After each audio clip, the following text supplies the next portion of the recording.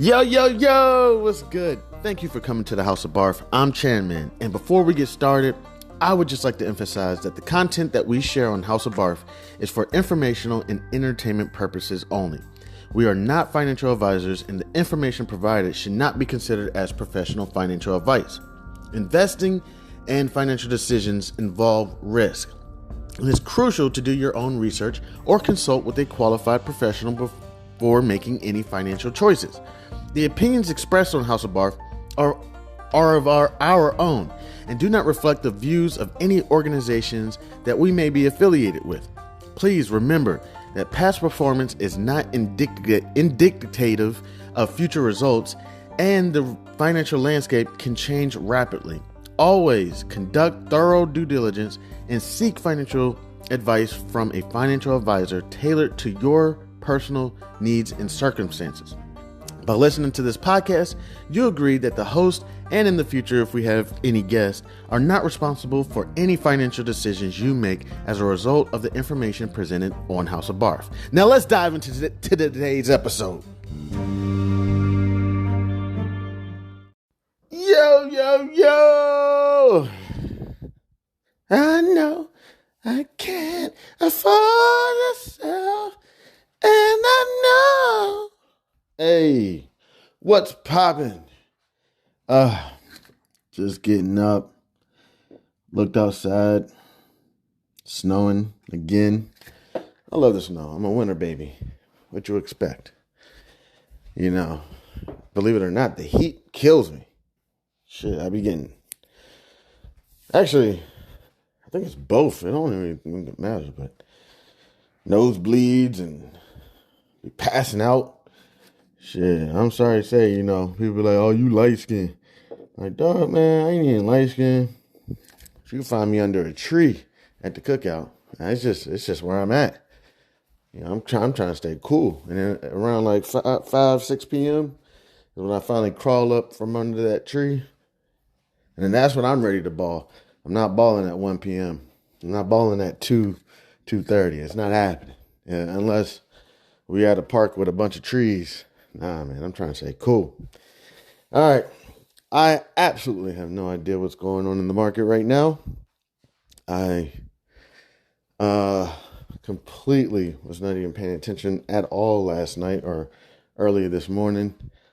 So I'm just getting started. Told you I had that marketing team that wants to reach out about the conversation that we have, the pod conversation, okay, the pod-convo. Also, I do have a book out. The book has been published, okay. I'm excited about it, okay, and I would love the support. All right, it's called Langston Manxton's Cooler-Made Adventure. Okay, and it's a team of us. It's not just me. So I can't act like it. I can't take all the credit for it. It really was a great team effort. Okay, I really care about us as parents and educators. It's only about 20 pages long. Okay, so it's not going to stress you out just to read it. If you're a parent like me, you love to read to your child before they go to bed. Am I perfect? No. Okay. I want people to be like, bullshit. You don't be reading to your kid every night. I do. I try. I forgot the one that we read last night. And if it's really a blessing, it's when your children actually enjoy it. It's like, oh, wow, they actually enjoy reading. So, I thought about it, and one of the things that kind of get to me is we pick a book off the shelf and they pick one of those good old thick ones, or not even thick ones. It could be a lot of words on one page or whatever. And it's like, oh, not that one, not tonight. Get that one, and it's like, all right, that one. And then you read the book and you get through it and it's like, great. Now, I will admit, I am going to start getting more of the novels and just doing the bookmark thing. All right, we're going to read up to this point, bookmark it, boom, put it back on the shelf, and we'll come back to it tomorrow. So it's because they are getting older. You know what I'm saying? So we're gonna. So, but I considered that. I thought about it. It's like, okay, this is a nice, easy book that you can take off the shelf. Read it, and be done. And one thing I've also realized from the people who have read it, which is exactly kind of was my intentions, was that every single time you read it, you get something different from it. Maybe not you as like I don't know, but like the child. The first time they read it, I really think that they just want to get a glass of Kool-Aid, and then next time they read it, they find something else they like. And I believe that I'm able to hit on that. You know what I'm saying? And then later on, we're able to touch on, oh, wow, he actually had obstacles in front of him, and was able to overcome those obstacles. Okay, so does it touch on like interest rates and all that stuff? No. This is mainly for your 5-6-year-old to start planting those seeds. Okay, like right now I got a little one who asked me to download, and we were supposed to do it already. I think we downloaded it, but I didn't finish. Something like green.com or greencard.com or something. Essentially, it took allowances or whatever to the next level. Now the children actually have a debit card. You know what I'm saying? And, every time they do something good, a chore or something, you can send them a little chicken. And now they actually have the power in their hands to do what they want to do. So that's exciting stuff. And when I have my children come ask me for that shit, I'm like, I'm so proud of you. Okay? Because this is going to teach you financial literacy right now. Because you know what they're going to do with the first time? And it's already happened. And I blew a gasket. I blew a freaking gasket out of my neck. I already gave them. It wasn't on the green card. We haven't finished that up. But, gave them the first $100. Being a great parent. They were doing well in school, whatever chores, doing what they're supposed to do. They did so well. I said, here, to one of my little ones, here's $100. And actually, it was $100 in Robux. And I come back an hour later. I said, hey, I know you got 10,000 Robux because that's how much 100 Robux can get you. In full disclosure, I do have a small investment in Robux. It's not a lot. And when I mean a lot, I mean like an actual lot, like 100 shares. I'm an odd lotter. It's one of those that I'm like buying, periodically until I get a lot. I do that I got a few of those, and then I got other ones I got a lot. I was like, I know how's those 10,000 Robux coming along? And they're gone. I said, they're gone. You're kidding me. All right? You got to be kidding me. There's no freaking way. I just gave that to you like an hour ago. It's like, oh, yeah, I went ahead and I got this, man. I blew. What? Now, my dumbass didn't really realize that that's what's going to happen. That's part of the financial literacy journey. I should have been happy instead of ridiculing. Because now they get 10,000 Robux. Guess what now? I come back a month later, they still got 2,000 of them left. And because they learned. And that's where we're supposed to be at. I was listening to the guy, Neil deGrasse Tyson, and he says that is what it's about. I don't know how many children he has or if he has children or whatnot. I believe he does. I'm not sure. But he's like, look, when I got that kid on the couch or something and they're about to jump off and you know that they're going to knock their head up against the wall or whatever. Well, not to this point, but he's like, I don't stop them. I let them experiment with life. I say, you go ahead. I'm like, oh no. But guess what? What happens? You don't raise a child full of fear. And that's what we don't want. And if you've been raised like I've been raised, we all know it. Fear, confusion. I can't remember the other ones. It's like friends who are close to you that can deceive you or something. I can't remember them all. Are all tools. I'm going to go there. Are all tools of the devil. So when you get on your kid and, don't you jump off that couch, which I understand. That's not the way we were raised. That couch costs too much money. You know what I'm saying? Right now, daddy lost his job. We ain't got no health insurance. Need you to keep it cool. But at the same time, I'm like, you know what? I'm going to take that. I'm going to take it because I don't want my children being full of fear. Fear ain't nothing but the devil. Okay? Because we need somebody, a generation of people who are going to push whatever people say, the envelope. I don't even know what that means. Okay? So that's more so I'm going with the financial literacy. Is push it. Push it. Don't be scared. Don't be scared. Okay? You got $100. You want to blow it all on one thing. All right, cool. I don't recommend it. Just know you got to rack it back up.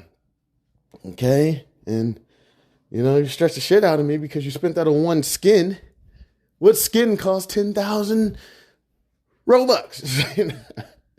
Oh, there's one more thing. Now, my little one's like, hey, I'm selling skins. I said, what? He said, yeah, look, I'm selling skins. So he's making skins on Robux or Roblox and selling them. So now he's about to start purchasing his own skins.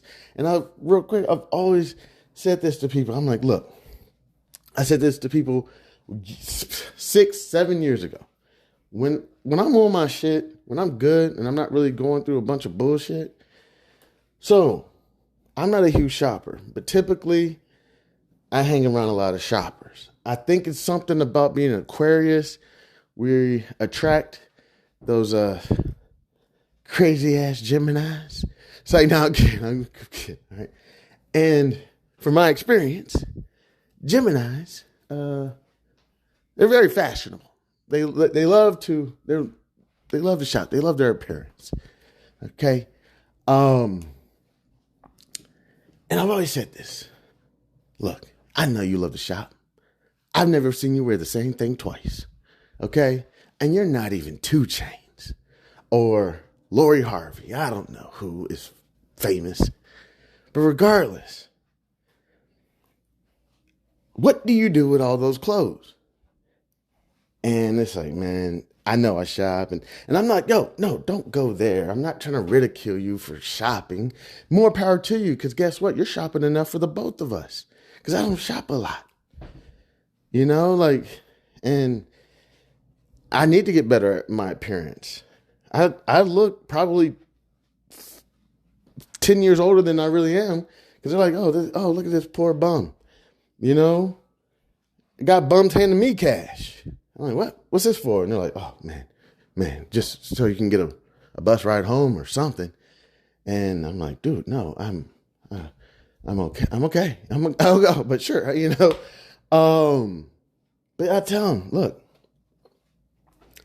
is there any consideration? I understand the donation. Everybody's like, I donate because I donate, and I donate. And I get it. I got that. Good. All right. But your consumption's funding account, you could easily take a pair of those Balenciagas or Alexander Wangs or McQueens or whatever they are, and whatever other brand is out there. What is it? And you could easily put those online. You're not wearing them anymore. I haven't seen you wear them anymore. And start your consumption account. And once you get the wheel churning, you're going to notice you're going to bring in. I mean, look, if I sold my shit, I'd probably bring in about $500 a week. Your shit, that's going to be bringing about 2 G's, 3 G's a week. And when I mean that, a week. Once you get in the routine, once you're like, every time you're like, I'm done with something, You're like, I'm about to post it. You know what I'm saying? But it does take about 30 days to get in the routine, because like you got to answer people's questions. And I figured out ways. I use tape measures on everything. I use like codes so that you can actually see all the details. I haven't done this in months, because you get people who, you know what? I'm starting to realize, man. I don't know. I'm gonna stop talking about people, man, because man, people be going through shit. Even though they like some people dragged you through the mud, and then you get mad and frustrated, and then like 28 days later, you're like, yo, you know what? It's not even no point. But what I was going to say was certain people was holding, like, they were very supportive in the best way they knew how.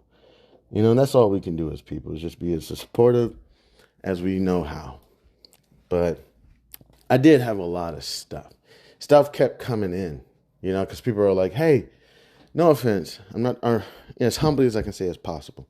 When people find out that Chan Man's doing something, they want to hop on. No offense. I mean this as humbly as possible. So if they find out I'm starting to do, let's say, eBay again, because that's basically what I would do.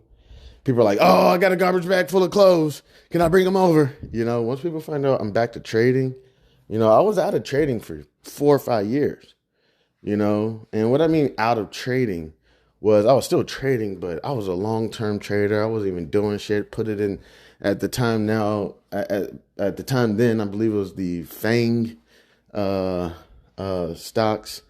Now they're called like the Magnificent Seven. And I was in those. I was at work. I was trying to do my compliance shit, trying to do the best I can. And I really wasn't focusing on trading. So 4 or 5 years, I was out the game. You know what I'm saying? Not trying to make no excuse or whatever, just saying, But, yeah, regardless, I'm starting to realize something that's very important to me is like, man, my pop would tell me, holding grudges and anger and hate is like putting acid in a jar. Eventually, it's going to consume its container. So something like that. I can't quote it, but it was something like that. And essentially, everyone has been wronged. And we say it in our prayers every night. And thank you, God, for waking me up this morning. Give me another chance to repent, But every night, we say it in our prayers. Every time we get together. Lord, forgive me for my trespasses as if we forgive those who trespass against us. And it hurts when somebody's wronged you, when somebody's screwed you. I got this marketing company about to call me in 5 minutes. I'm going to try to start brushing my teeth, But forgiveness is, I think, a lot bigger than I think, It's huge. It's huge. And I also learned something about forgiving myself. I got grudges against myself that I got to let go. And they say, God's forgiving you. I've noticed, man, I'm gonna stop talking some shit about certain groups of people. Like, it's truly a blessing that God, being a son of God, it really is. It really is, to be able to have the blood of Christ watching over me and my family, my friends, as well as all of us. But to be a true believer and a true follower of Christ, it's such a blessing, man. It's just, when the worst comes to worst, to be honest, it's really never the worst. It's normally just a trial and tribulation that you're going through. And I'm not trying to sit here and preach or teach. I'm just like, because you're not alone. But for people who sit there and rely on themselves when they're going through travesties, I'm grown, I can get this done. Man, you may not see it right away, and you may want to see it right away. You just want to be a motherfucker. I want to kick them down. And then 28 days later, you run into the individual or whatever, and you just realize, what the fuck happened to you? Was it that 50 Cent in high school? You was the man, homie. What the fuck happened to you? And I got to get ready to go because I got this phone call about to come in. But I'm really about to start cooling because I've been frustrated for months, But let's see how this phone call go. If I can discuss it, I'll let y'all know. I'm Chairman. This is House of Barf.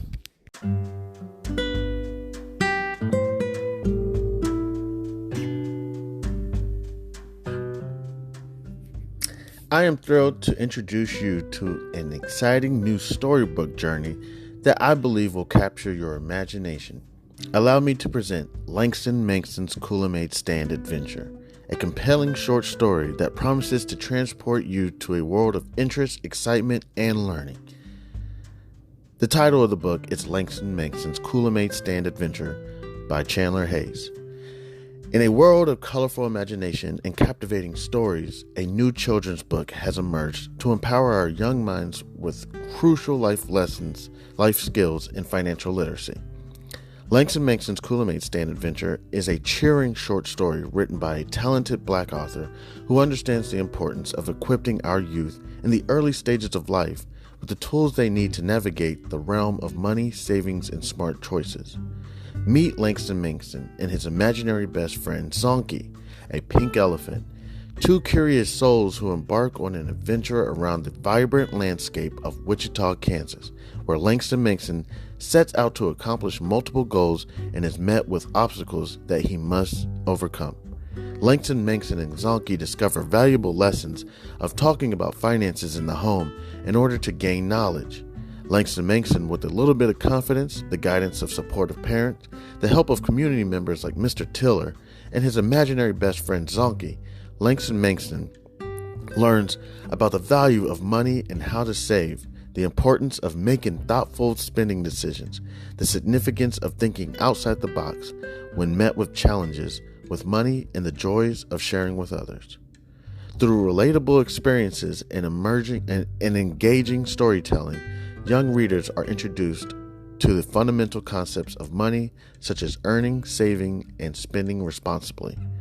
Langston Manxon set savings goals, teaching children the importance of planning for future needs and dreams. The book celebrates diversity and the different perspectives on money, shedding light on its role in different people's lives.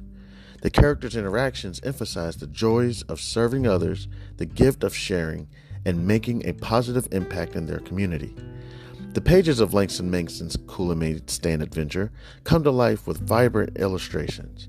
The colorful and imaginative visuals not only captivate young readers, but also enhance their understanding of complex financial concepts.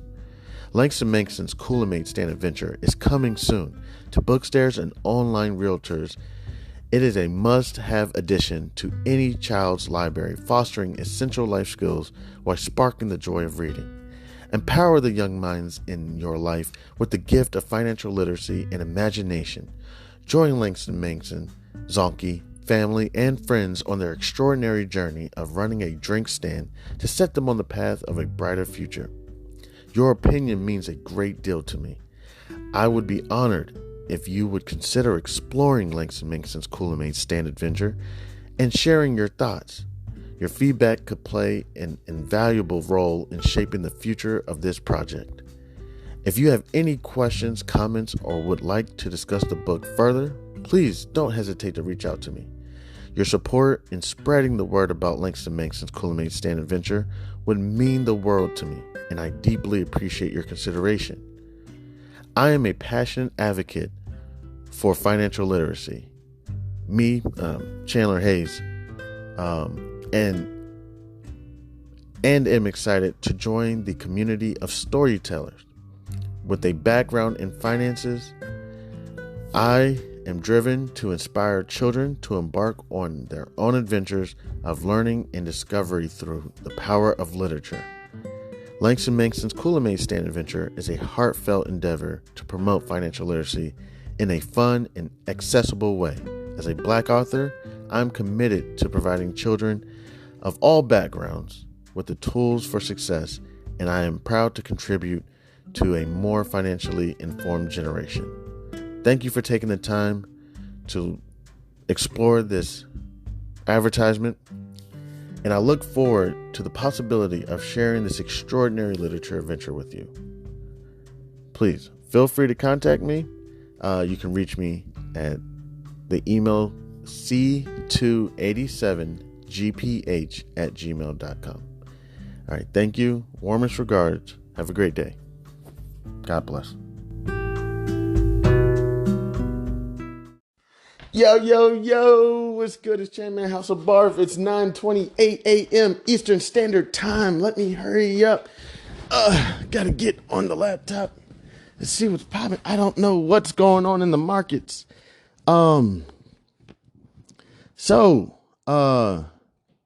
Just got off the phone call with that marketing team. I apologize. I forgot that. I believe it was GHA. Let me not disrespect them because they were actually very respectable people. They were not rude, mean. It didn't seem like they were like, where they take a bunch, from you and then offer you their package. You know what I'm saying? They basically shit on you and then, offer you their package, and you're so distraught that you're just like, man, whatever you can do, man, just to help a brother out, man. I didn't know it was that bad, man. Nah, they were like, yo, hey, I want to let you know, I want to give you some highlights, and I want to give you some other lights, some low lights or whatever that I would recommend that you work on. And everything they said was pretty accurate. So, when I talk shit about constructive criticism and whatnot, maybe I just have had some bad experiences. You know what I'm saying? Like in the past. And seriously, I have had some bad experiences where it was like, this was actually, I'll say it was a great meeting. They touched on it. They're like, look, man, to be honest with you, man, just a few things. Here, 1 second. Bell's about to ring. Let's get it. Let's get it. I'm going to CNBC.com. They're typically 50 seconds behind my bell. Intermodal is often the key to see whether trucking, which is you kind of spot rates on intermodal, how strong it is. And I was very impressed by this. And these guys are very hard on themselves. They are. Okay, yeah. You also mentioned the rails positively a few moments ago as well. Hearing good things about Union Pacific, hearing good things about KC. I mean, really I'm good things. Just keeping up. Real quick. The renaissance of Mexico, again, post-China, is really playing a role here. Right now, they're discussing JB Hunt Transport, ticker symbol JBHT. Next Thursday. Let's get the opening bell here at the CNBC Real-Time Exchange. At the big board, it's restaurant operator Pinstripes, celebrating a recent listing via SPAC. At the NASDAQ, Kazakhstan-based online shopping app Kaspi, celebrating an IPO today. Jim, as we'll keep our eyes peeled for any kind of closing high. Yeah, look, I think that there was a belief that the market is broadening, but the Russell not doing anything at all, just continuing to do nothing. I want to come back to a thesis that I'm propounding. I'm trying to get David's buy-in. I continue to see these Japanese companies kicking the tires of our country. All right, I don't think it's a tidal wave. I mean, yeah, we had a big deal for you. I have no idea what he just said. It just didn't sound good. How about a riptide? Really excited. Maybe riptide? To be careful of riptides. Always go with them. Then you come back to shore on a diagonal. Okay, don't fight the riptide. I was caught on one with my daughter when she was 9. Okay, it looks approximately, the Dow is up approximately 0.35%. The S&P 500 is approximately up 0.32%. NASDAQ's up approximately 0.5%. Or I believe it's like 0.3% of 1% for the Dow, 0.3% 1% for the S&P, and approximately 0.5% of what was that? I'm sorry. What was it? The NASDAQ? I totally forgot already because I'm moving on. I'm going to Bloomberg Radio. Let's see what they hitting for.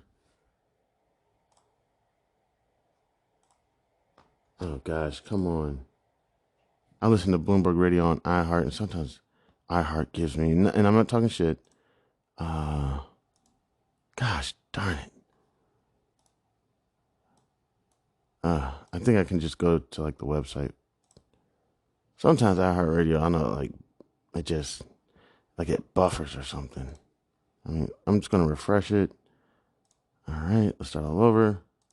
I think we're probably in a range of around 2 to 2.5%. I mean, it's important to note, as you did, that we're coming off of a very strong quarter in the third quarter. So it was, I think, inevitable that the economy would buckle a little bit under its own weight. I mean, you can't sustain that kind of momentum. But I think what's important, Tom, is that that estimate you mentioned, Atlanta Fed around, let's say 2%. I mean, that's despite a pretty significant decline in inventory investment. In other words, inventories are cutting GDP growth. And so final sales look pretty healthy. And, I think that's important because, ultimately firms are going to replenish inventories. And when that happens, it supports cyclical areas of the economy. Yeah, Robert Burgess of Bloomberg News has my chart of the week, folks. It's a log regression of retail sales since time began. I think it goes back to the War of 1812. And the answer is, with the noise around the great financial crisis, the noise around COVID, with the stimulus, we've had a massive retail boom. Money question, Neil Dutta, does retail consumption sales, do they come back to trend line, or do we need to assume at some point we see diminished consumption off long-term trend? Well, I don't think it's coming back to that trend line. I mean, absent some kind of a recession, people tend to keep on spending money so long as the economy and employment are growing, and that's what's happening. You mentioned a lot about the stimulus, but I really think that that's, yesterday's story. I mean, ultimately what's driving consumer spending at this point is a revival in real incomes, right? So inflation has slowed, the labor markets are steady, and as a result, real incomes have been accelerating. So that's ultimately what's driving consumer spending. And I think that that's poised to continue. It's one of the reasons why consumers are a bit more confident. I mean, all right, cool. Let me go ahead and check out. I like to check out Schwab Network as well. People as a result of it, but that's got, if you can look at a 4-year chart, you can actually see that this played out in the share. The woman's discussing Wayfair right now. 2021 of $369 a share. But the company said by mid-2022, it was pretty clear that they were in a bust period and they had gone overboard with corporate hiring during COVID. So the company said it's taking these preemptive steps to go back to those core structures and be able to stabilize the business even more. But there's one pretty interesting caveat. Wayfair just cut a bunch of jobs. It's going to save them approximately $280 million. And so one would consider the fact that obviously you have to put things in the house. So Wayfair could possibly catch a bid when the housing market starts to move a little bit more toward the upside. So that'll be something interesting to watch in the interim. All right. Yeah, it seems like when the more dire of straits you're in, the more the market appreciates you making big cuts. Mm-hmm. But I've noticed that as well. Somewhat dire straits and market not appreciating their layoffs as much. It's a whole different story with Macy's because this department store is, of course, a legacy store of over 100 years old, and it's emblematic, right, of Christmas time. However, they've been struggling for a much longer time. The Wall Street Journal says that Macy's wants to close 5 stores. They're cutting more than 2,300 jobs. That's around cut them 5 stores of the overall workforce. But this is not a surprise because Macy's. I will admit, though, I'm not sure if the Macy's is still open up at the mall around my way. When they left, I believe they're gone. The mall did look like some shit. Like, it was like they left and then other companies left. And right now, the mall or the town center looks like some shit. Let me go ahead. And if I had bread, dog, man, I would capitalize. All right. And then one last thing I want to do is check on my woman, Amy Goodman, see how she's doing. What's the date today? Today is January 19th, 2024. It's approximately 37 a.m. Eastern Standard Time. I don't see her episode from today or yesterday. Normally, I try to stay on top of it. On the radio, I believe she comes on in the morning, and I do believe they may play it at night on PBS. I'm not sure. But I'm going to go ahead and go to the radio station and see if she's on right now. Could be voices. Had a problem. And they will say that, how do we fix this? Mm-hmm. And they will figure out, can we use demonstration? Can we? Here, let me see if I can find Democracy Now! Right now, what's on is, if I'm correct, Climate Friday with Reverend Lennox Yearwood and TC Muhammad. I'm trying to look for Democracy Now! But it's all good. Yeah, let me see. What's it? Oh, today's Friday. Oh yeah, beast. It's all right. No. Yeah, she comes on 8 a.m. Okay, she's on from 8 a.m. to approximately 8:30. Okay.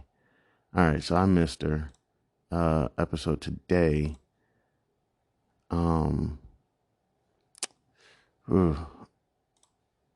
Okay. I did not realize her show was only 30 minutes long. I felt like it was longer than that. Democracy Now! January 19th. Okay, I found her episode from yesterday. Let's go ahead and check it out. Now, democracynow.org. Welcome to Democracy Now!, democracynow.org, the Warley region. 9 people were reportedly killed in Iran, including 3 women and 4 children. Pakistan said these strikes targeted separatist militants based near the Iran-Pakistan border. The attack came a day after Iran bombed members of the Sunni militant group Jaish al-Adl in the Pakistani province of Balochistan. On Wednesday, Iran's foreign minister, Hossein Amir Abdullahian, acknowledged Iran had carried out recent bombings in both Pakistan and Iraq. Our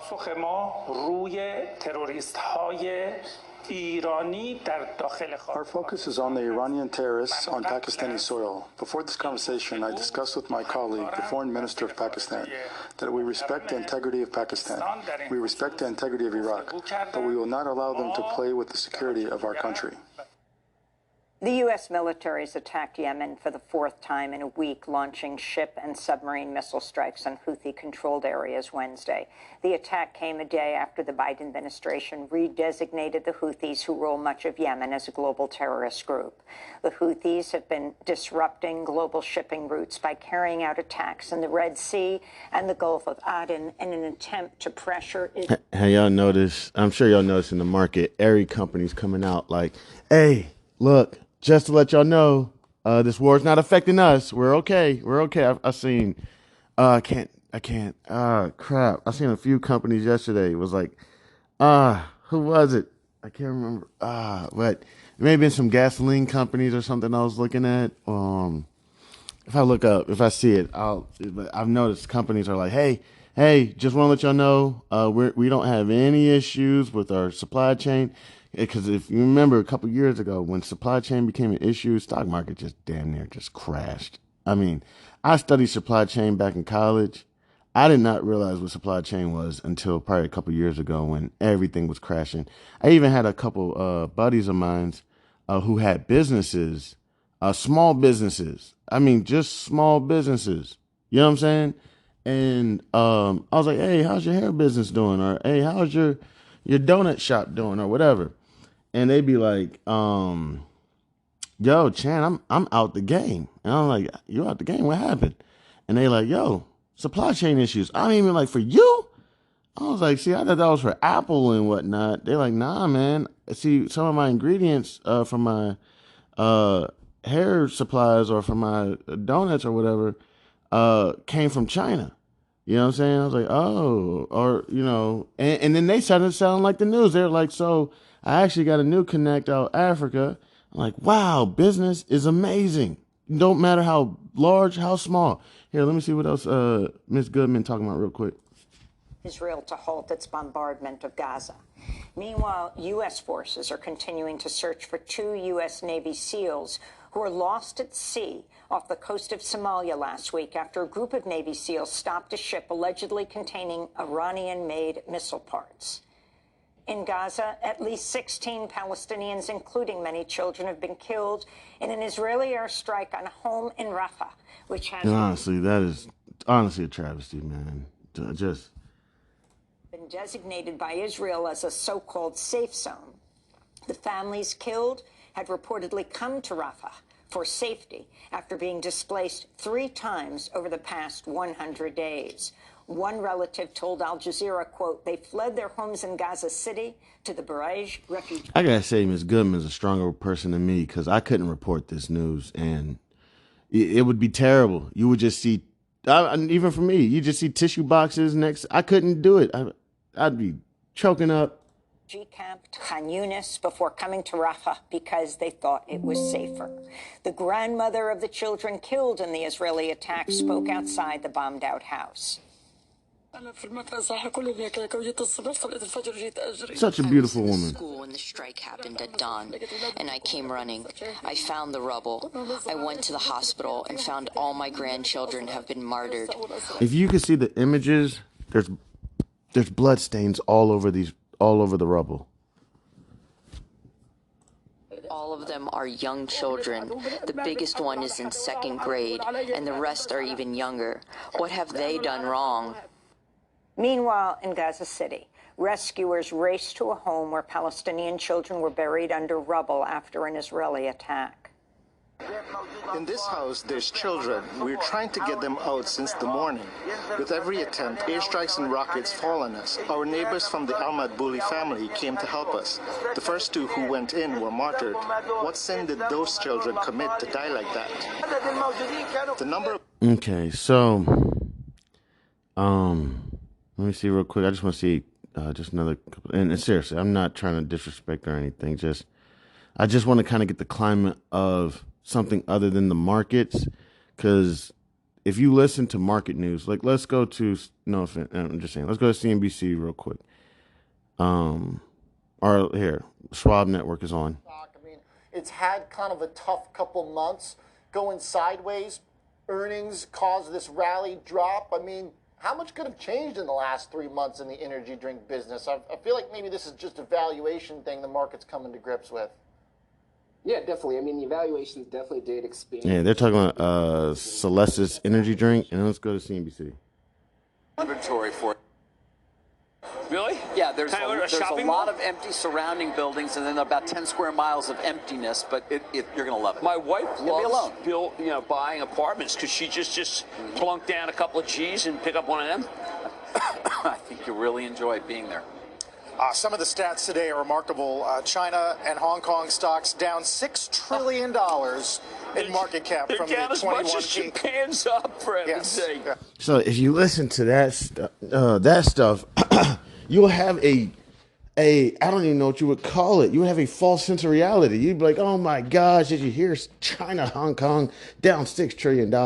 You know, I wish I had $6 trillion to lose. Or, oh man, we should go to travelers.com because we want to go to Prague, or I don't know where people travel to these days. I need to get my traveling back up.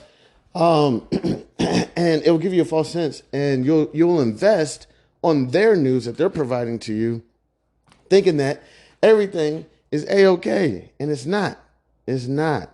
We got a lot of globalization issues going on, and I will admit that it's not fun just looking at the global news and then trying to, I hate to say it, like capitalize or not capitalize, make strategic decisions based on your investments. Okay, so you know that there's going to be supply chain issues. So let me invest in a oil company because I know the price of oil is going to go up.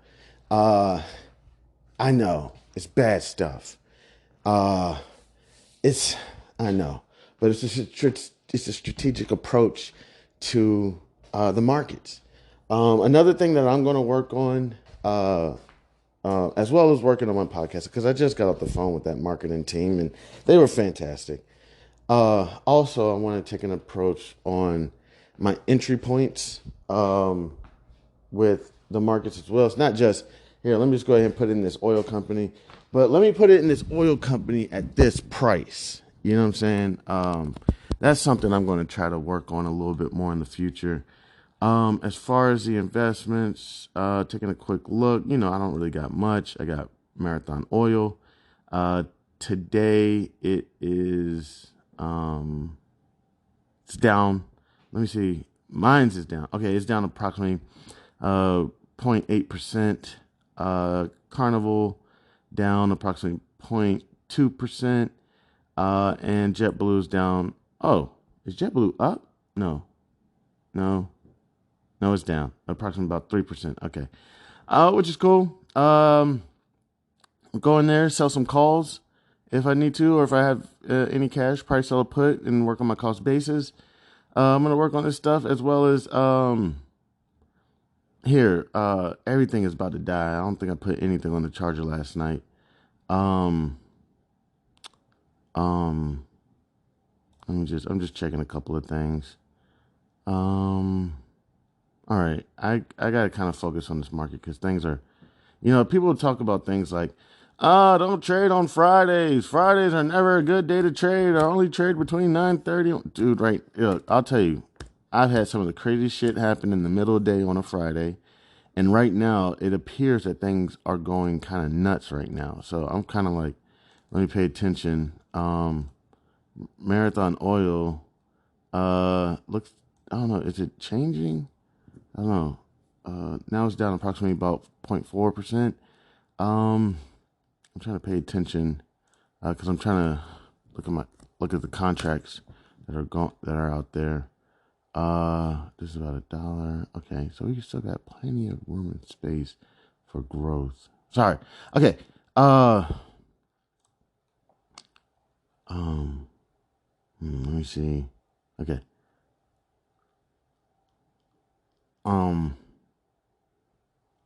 Okay, I'm just taking a look at different things. MasterCard appears to be doing pretty good today. It's up approximately about 1% on the day.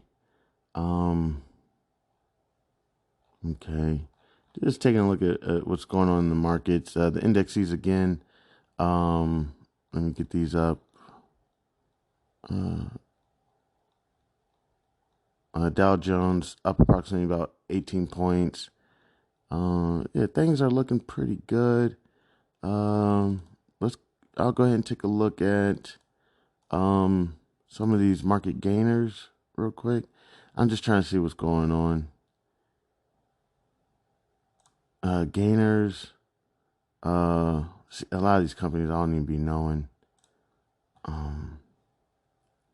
Give me just 1 second. I'm sorry. I know this is stuff I was talking about with the marketing team, man. Okay, Spirit Airlines. Whoa, up 18% today. No way. Are you serious? That's crazy. They were getting slaughtered. Bullfrog Holdings up approximately about 16%. Goodness gracious. And who are you? Super Microcomputer up approximately 23% today. Fantastic. And Broadcom up approximately about 2%. And yesterday they had a pretty good day yesterday. If I'm gonna work on that Broadcom, figure something out how I can get into that. Travelers Companies up approximately about 5%. Okay, those are big gainers. Let's go take a look at some of these losers, or I don't know, laggards or whatever. I don't want to call somebody a loser. Everything's about to die. New Netflix special. Everything is about to die. All right, losers. Duolingo down approximately 6%. Okay, I'll take a look at Duolingo. They're getting they're about to get crushed. I don't know why, but there may be a good opportunity. I know people are trying to learn multiple languages. iRobot down approximately 26%. Good Lord. Damn. All right. I may take a look at you, iRobot. I may add you to my watch list to see what you're about. Let me see if I can add you to my watch list real quick. Oh, damn it. I'm going to have to create a whole new watch list because I don't want to put it in my watch list. Because I don't want it messing up my watch list. I got a pretty good watch list going. I thought people liked iRobot. Celsius Holdings down approximately 7%. Carissa down approximately about 12%. Ticker symbol COUR. I'm just going to go ahead and go down a few more. Chegg Inc. I invested in you, Chegg, and you didn't do me well. Macy's down approximately 4%. Chegg was down approximately 8%. Let's see. Hertz down approximately 5%. That car rental thing I want to take a look at. Tango Therapeutics down about 4%. Okay. All right. Okay. Markets are moving. I don't know what I'm doing. It's going crazy. It's just going crazy. I'm going to figure out what moves I'm going to make in a little bit. You don't want to just be making moves, even if you're up on a trade. I get it. And people say, oh man, you're up on a trade, but if you did your analysis correctly, and you can set your order types. There's even things like a trailing stop order where you can essentially just, trail your gains, and if it knocks you out, okay. 1 second, I'm taking a look at something. 20, okay. What's it about 20? All right, so it's like that. All right, just taking a look at something. I see that I'm trying to look at the prices of some of these contracts to see if there's anything worth value that it's not like shooting up like a star, so that I can try to, again, I told you I'm going to be working on my entry points, so I can try to work on getting good entry points.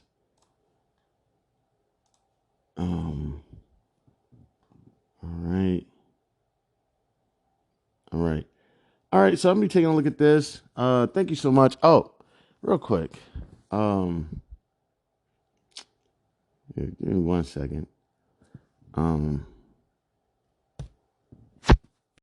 right, yeah, I was trying to put some limit orders in. And you know what? One thing I'm getting better at is not chasing the sellers. If anybody's selling a contract or whatnot, or chasing the open position, because you're like, oh man, this thing is about to go up or go down, whatever way you plan on doing, and you go chasing it.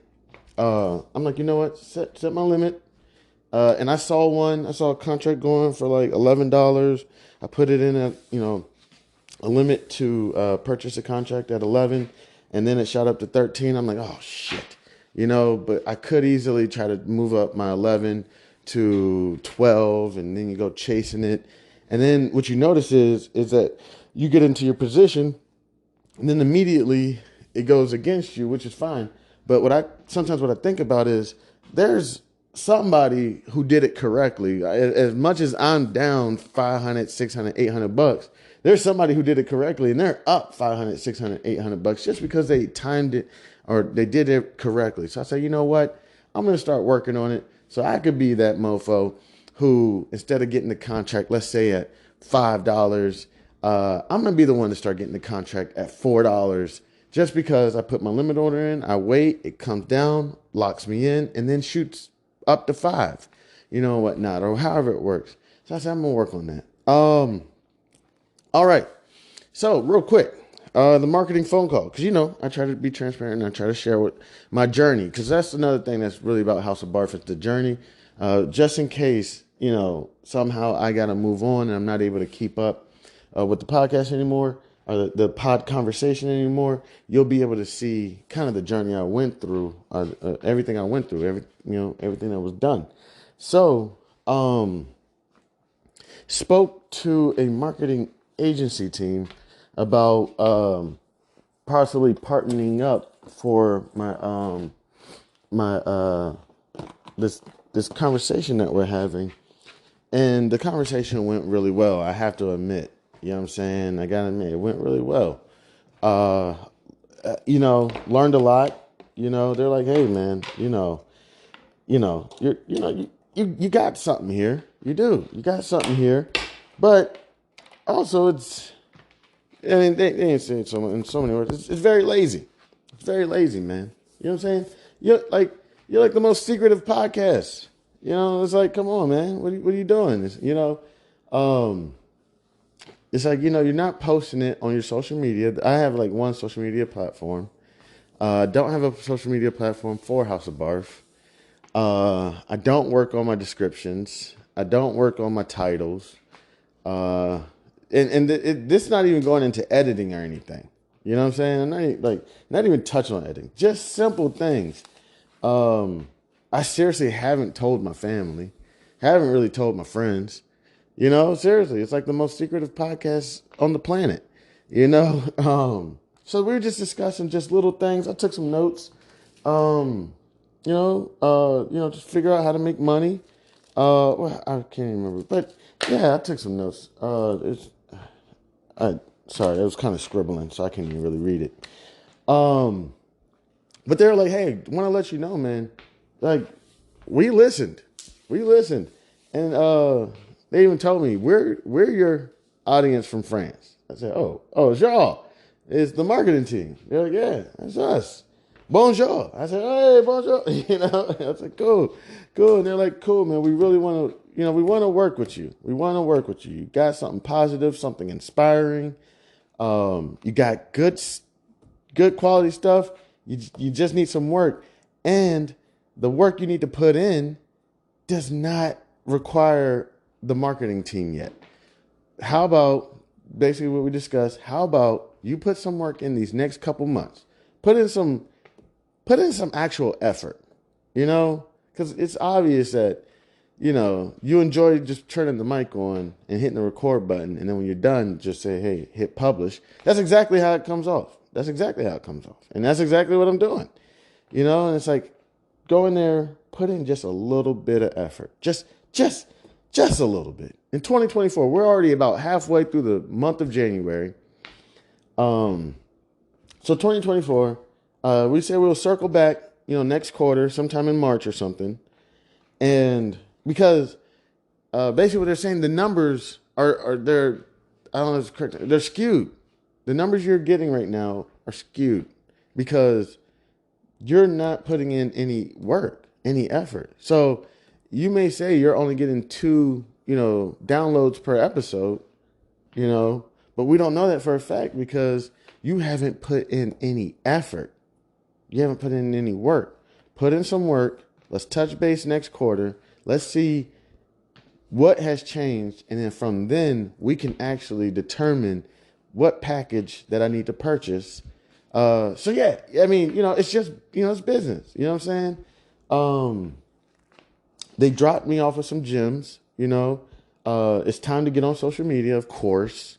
One thing that I'm not a big fan of. And right now I haven't really been working out much either. And also, believe it or not, I'm not proud about it. I'm not trying to boast or anything, but I actually got some haters. I really do.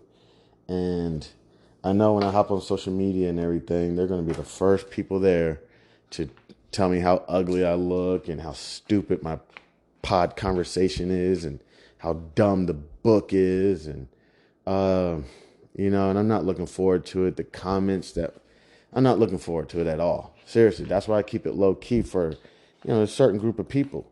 Another thing they brought up, talking points. They're like, we know you turn on the mic and you start talking. It may be beneficial just to maybe have some talking points. Just some talking points that are jotted down. I was like, all right. And again, I told them I don't want to turn into another podcast. And they're like, look, we're not trying to change you into another podcast. Okay. We know, we listen to podcasts too. There is kind of a formula to this, and I can't describe it. It's typically, microphone, headphones, drop down, background, loudest personalities ever.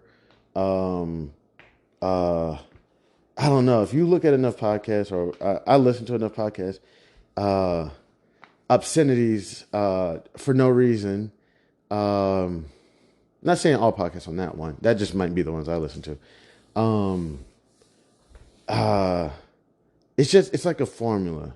No matter if you go from Joe Rogan to Michelle Obama's podcast, to Hillary Clinton's podcast, to $1 Million Worth of Game. There's almost, I don't know, just like a formula. And I'm just kind of trying to find my way. I'm just trying to find my journey, my path. And I think we can all help.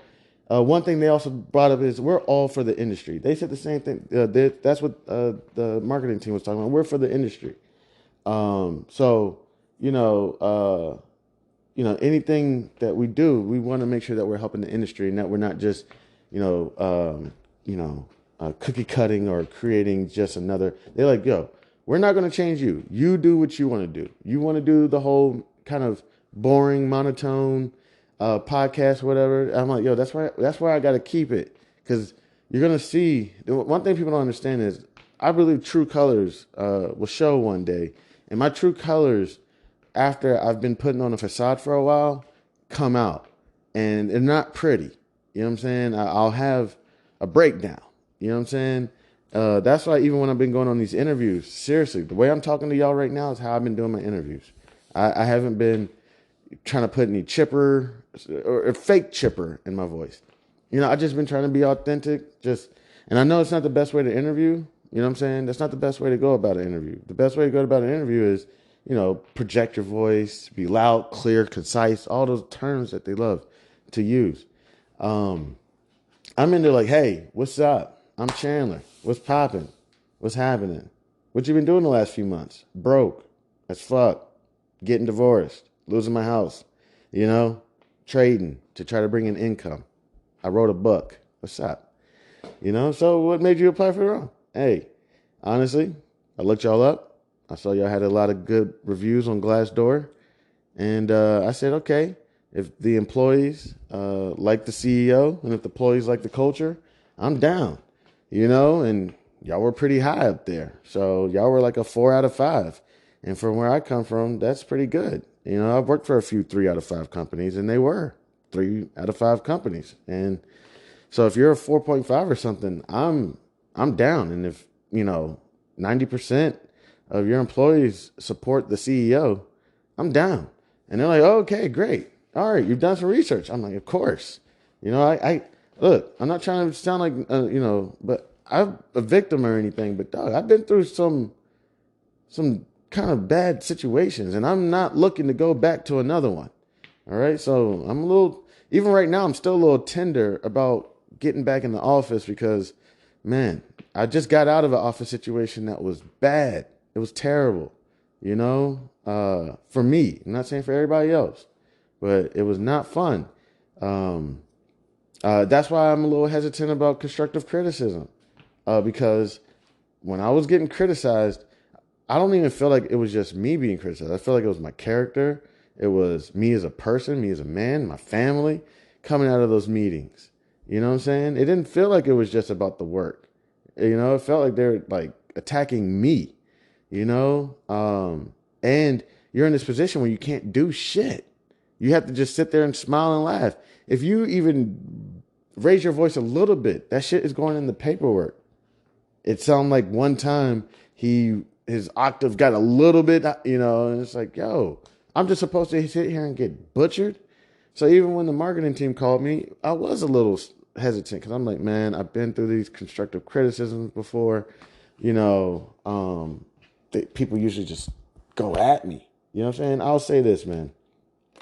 They didn't try to tear me down. They didn't. And honestly, they seemed genuine. They weren't just after the dollar. It's snowing like crazy out here in Maryland right now, which I love. I said, you know what? Let's circle back in a couple months, and let's see what can happen. I'll try to put in these next couple months. I'm gonna try to put some effort in. It's going to be tough because I also like to do my research during when the market's closed. That's typically when I do like my research. That's when I typically try to get my plays together of what I'm going to get into the next session, the next time the market's open. So to try to get my research done, and right now I don't have a lot of capital, so my research does not equate to my capital. I think that's what a lot of people may think, is that if you have a lot of capital, you need to do a lot of research. that's what people make a mistake on, is that people will see me researching companies when I'm not even day trading, when I'm not even trading, when I'm not even interested in trading in this company. You know, I'm looking at this company in Argentina right now, ticker symbol MELI. I can't even afford it. I'm looking at a company right now called Booking, Booking.com, yeah. I'm looking at Booking, ticker symbol BKNG. I can't afford it. Doing the research on it. I'm not even trading it. You know, I may not even trade the companies I have in my portfolio. It could be for another month or two. Months. It could be months before I trade. But people will see that, oh, you're watching CNBC. Oh, you're doing all this. Oh, you must be a day trader. Nah. I mean, right now I may be day trading because I need to try to generate some income. But I got some companies, their contracts, no offense, suck. Their contracts are like, you know what? Let me see if I can. I'm going to go in there in a little bit and try to get a contract. Because I wouldn't even mind if I just made $6 today on the contract. The market closes in about 6 hours, so that would be $1 an hour. Let me see if there's any contracts going for like $5-6 that I could make today. It'd be beast. Let me see real quick. So MRO, Marathon Oil. Let's see if they got any. And yes, would it be a gamble? Yes, it would be. Like they got one saying that MRO won't go above $22. Right now, it's approximately January 19th, 2024. It's approximately 10:12 a.m. Eastern Standard Time. And right now, MRO is at $22.12. Someone's selling a contract saying that it won't go above $22 for about $20. Now, I'm going to go to the chart and take a look at MRO. And MRO looks like it's been going down, but you just don't want to play with it because if I'm correct, support levels are at 21.98. You know what I'm saying? So I would be stressing out, and I'm not sure if that's correct or not. But if I'm correct, support levels appear to be around 2201, 21.98. You know? Oh my goodness. So, I don't know, because it could hit that support level and turn back around. So I'm not going to play with that contract. So then I got another company, Carnival. Let me see, Carnival. Okay, I already got a contract sold on them. Ooh, I could actually, that contract looks like it's going to expire worthless. Sold the contract for approximately $11. And right now it's up approximately about 80%, which means I have about $8.34 of that. And I could close that out right now. But I'm going to go ahead and just let that expire worthless. I'm going to reevaluate that again. So the only company I can really sell a contract on right now is MRO, because JetBlue. Actually, I got one contract left on JetBlue because I have 3 lots on JetBlue. So I got one contract on JetBlue I can sell, which I was selling puts on JetBlue. I might be able to sell a call. Goodness, JetBlue's contracts are awful. I'll take a look at all this stuff later. I'm going to try to get a couple contracts sold today. But yeah, the meeting with the marketing team, man. It went well.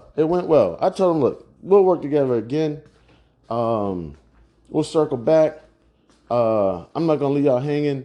Kind of one thing they were kind of like is like, look, man, because they're like, yo, we're for the industry. We're not about just, trying to make money and everything, that's what they about. But they're like, yo, we're also about the industry. So we dropped you with a lot of gems. You know what I'm saying? You could work with us, or you could just run off with the information we gave you, because they want to make the podcasting industry. They're like, oh, we care about this industry. And I said, you know what? I knew a couple people like that. They would go work for a company, like one of those, I forget what they call them, multi-level marketing companies. They'll go work for the company. They'll work for the company for a couple months.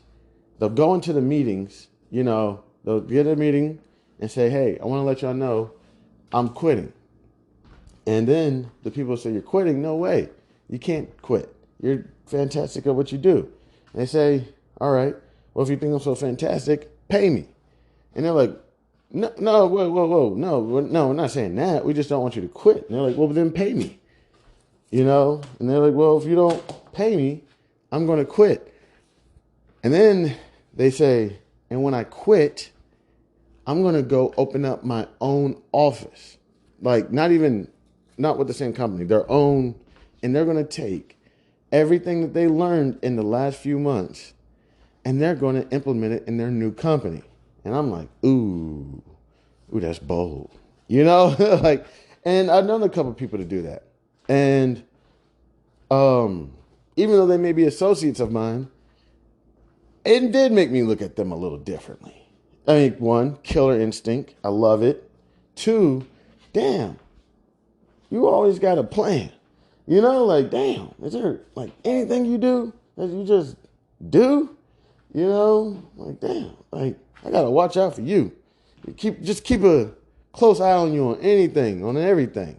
Because you got that, you got that mind. You know what I'm saying? So, you know, I'm kind of weary of them individuals. Even though great people, they reach out to me, they actually enjoy the market as well. Those are some of the people that call me just to be like, hey, I'm looking at, you know, whatever it is, another company I can't afford, Broadcom.com. You know, what you think? Hey, I'm looking at Bank of America. What you think? You know what I'm saying? I say, yeah, let me take a look. So that's kind of where we connect. I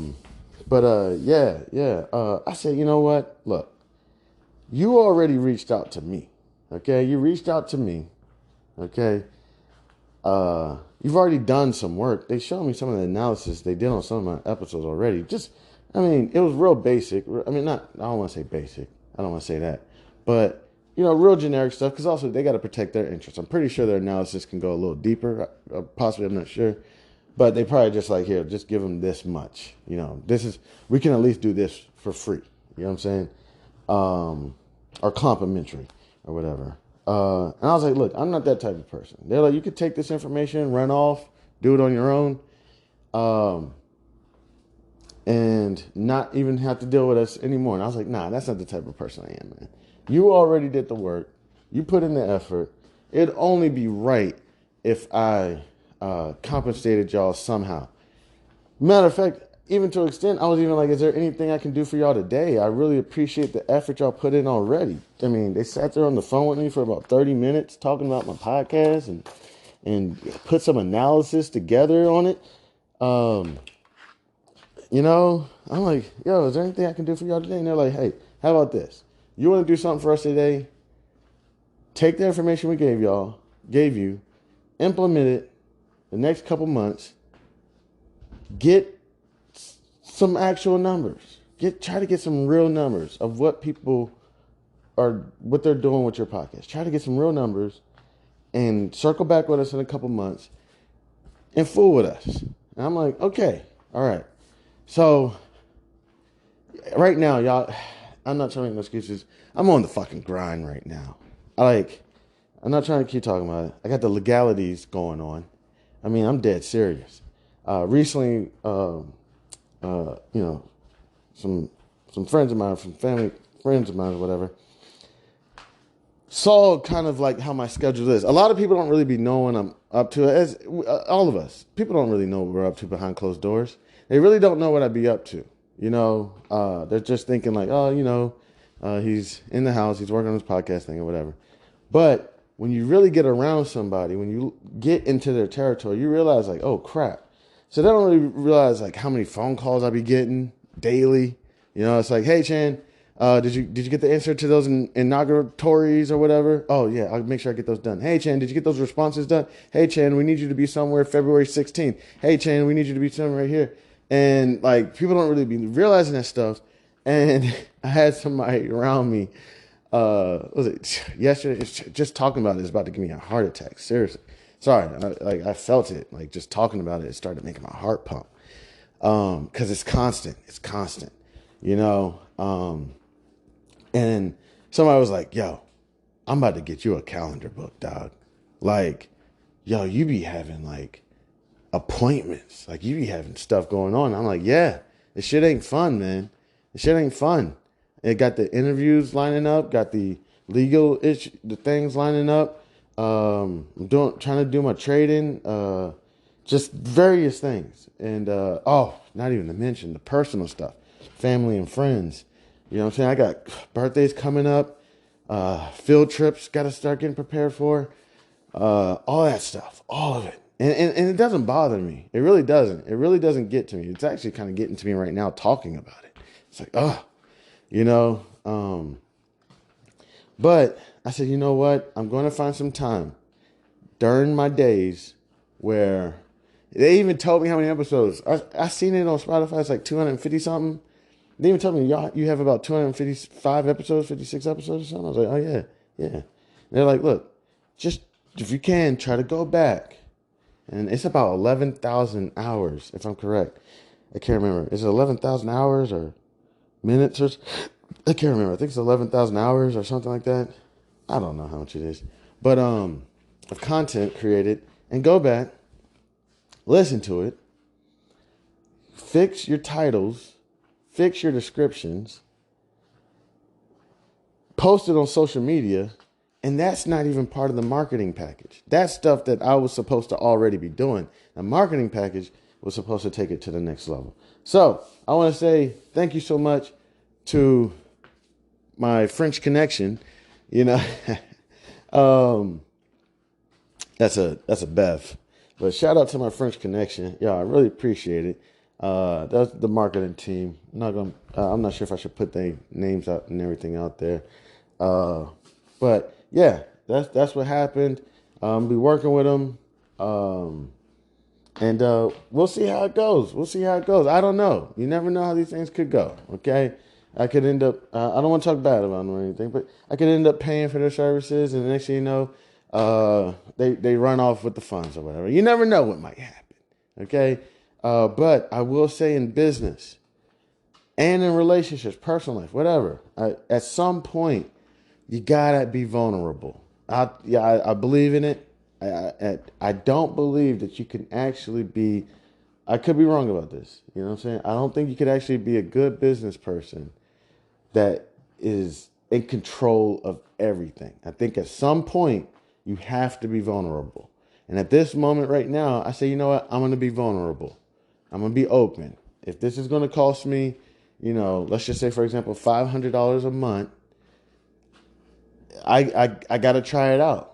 I may try it out and we'll just see where it goes. And if I blow $500 trying to be vulnerable and open, who knows where that might lead me to? So I'm like, you know what? I'm going to be vulnerable in this aspect. For example, when I say like relationships, you can't really be in a relationship and not be vulnerable. Just be on top of everything. Where you at? What you doing? Blah, blah, blah. Like at some point you actually have to let go and just say, hey, for example, about a couple years ago, I was working on my health. When I was working on my health, I kind of wasn't leaving. At the time I was in an apartment. I wasn't leaving my apartment. And it's like, yo, you really can't work on your health and just be in your apartment. At some point, you got to get out. You can't really be, I don't say healthy, but you really can't be healthy if all you do is prepping your meals every day, sticking to your calories every day, sitting in your apartment. The real test is when you socialize and get out in public and you say, hey, we're all going to go to the movie theater. Do you want to join us? And you say, hell yeah. And when you get to the movie theater and you see those chicken tenders with the honey mustard, or the barbecue sauce, and it's that good barbecue sauce, and it's that good honey mustard, and those good hot French fries, and the good fruit punch, from the machine, like the good shit. And you say, you know what? Nah, I'm okay. You know what? Or I'll just take 3 chicken tenders, a handful of fries, and a small cup, and that's it for me. You know what I'm saying?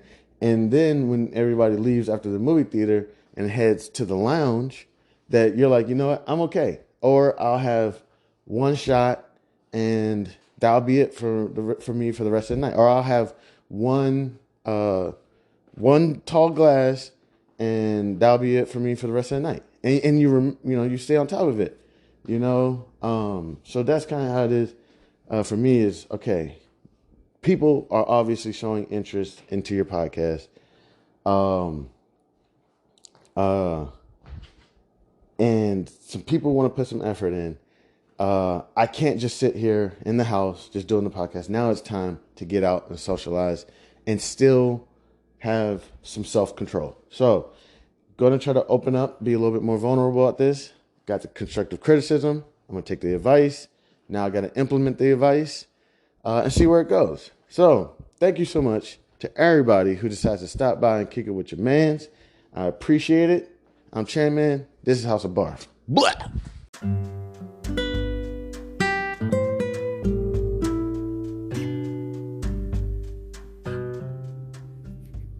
I am thrilled to introduce you to an exciting new storybook journey that I believe will capture your imagination.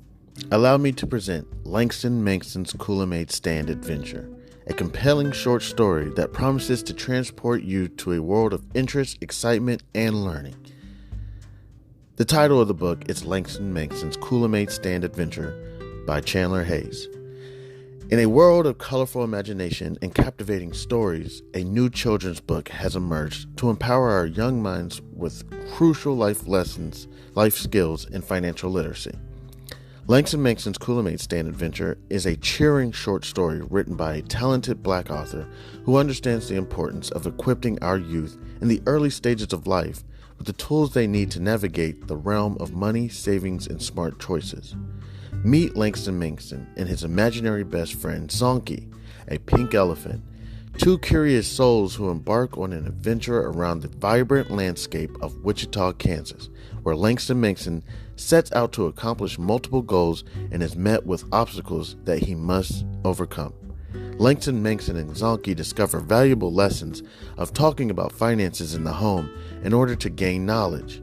Langston Mankson, with a little bit of confidence, the guidance of supportive parents, the help of community members like Mr. Tiller, and his imaginary best friend Zonky, Langston Mankson learns about the value of money and how to save, the importance of making thoughtful spending decisions, the significance of thinking outside the box when met with challenges with money, and the joys of sharing with others. Through relatable experiences and engaging storytelling, young readers are introduced to the fundamental concepts of money, such as earning, saving, and spending responsibly. Langston Mankson set savings goals, teaching children the importance of planning for future needs and dreams. The book celebrates diversity and the different perspectives on money, shedding light on its role in different people's lives. The characters' interactions emphasize the joys of serving others, the gift of sharing, and making a positive impact in their community. The pages of Langston Mankson's Kool-Aid Stand Adventure come to life with vibrant illustrations. The colorful and imaginative visuals not only captivate young readers, but also enhance their understanding of complex financial concepts.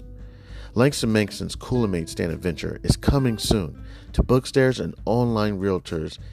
It is a must-have addition to any child's library, fostering essential life skills while sparking the joy of reading. Empower the young minds in your life with the gift of financial literacy and imagination. Join Langston Mankson, Zonky, family, and friends on their extraordinary journey of running a drink stand to set them on the path of a brighter future. Your opinion means a great deal to me. I would be honored if you would consider exploring Langston Mankson's Kool-Aid Stand Adventure and sharing your thoughts. Your feedback could play an invaluable role in shaping the future of this project. If you have any questions, comments, or would like to discuss the book further, please don't hesitate to reach out to me. Your support in spreading the word about Langston Mankson's Kool-Aid Stand Adventure would mean the world to me, and I deeply appreciate your consideration. I am a passionate advocate for financial literacy. Me, Chandler Hayes, and am excited to join the community of storytellers. With a background in finances, I am driven to inspire children to embark on their own adventures of learning and discovery through the power of literature. Langston Mankson's Kool-Aid Stand Adventure is a heartfelt endeavor to promote financial literacy in a fun and accessible way. As a Black author, I'm committed to providing children of all backgrounds with the tools for success, and I am proud to contribute to a more financially informed generation. Thank you for taking the time to explore this advertisement, and I look forward to the possibility of sharing this extraordinary literature adventure with you. Please feel free to contact me. You can reach me at the email c287gph@gmail.com. All right, thank you. Warmest regards. Have a great day. God bless.